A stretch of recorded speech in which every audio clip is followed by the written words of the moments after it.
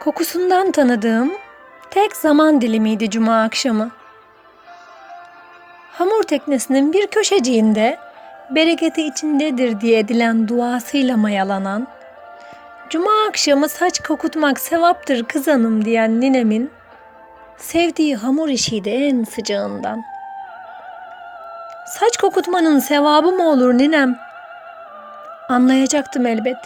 Sevabın komşulara dağıtılan yağlı lokmada saklı olduğunu aklım başıma gelecek kadar büyüdüğüm zaman.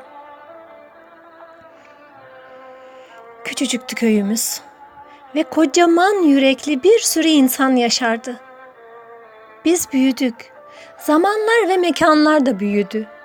Bozkırlara taştı şehirler.